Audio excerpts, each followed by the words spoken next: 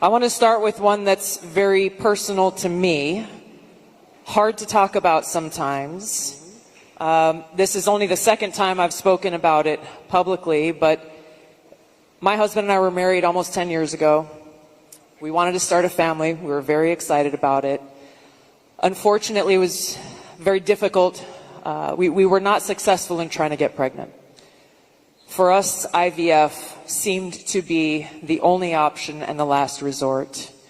As you know, it's a pretty difficult process. It's very, very expensive.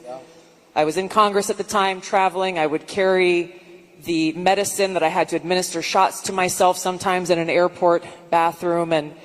And ultimately, the most difficult part was every time going to the doctor for another transfer and hoping that it would result in a positive pregnancy test, and then being heartbroken over and over every time that test came back negative.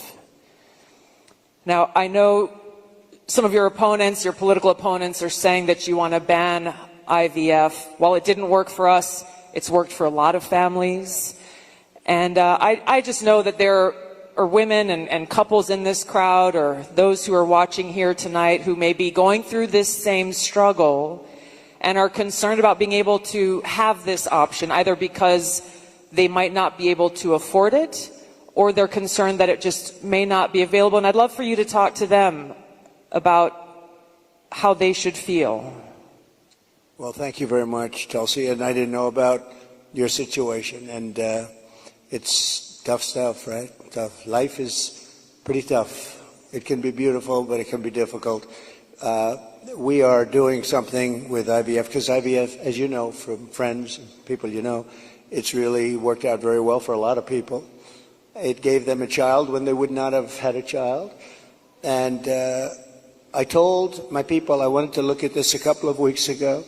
I've been seeing a lot of IVF, and I kept hearing that I'm against it, and I'm actually very much for it. In fact, in Alabama, where the judge ruled against it, and I countered the judge and came out with a very strong statement for it, and the Alabama... You were very quick in your response to that. I was, but they were too. They were amazing. The legislature approved virtually my statement. I'm in full IVF, and it has really gone, it's terrific. And I said, so with the tips and with the Social Security, no taxes on Social Security, I said maybe for IVF, and I've been looking at it, and what we're going to do is for people that are using IVF, which is fertilization, the government is going to pay for it, or we're going to get or mandate your insurance company to pay for it, which is going to be great.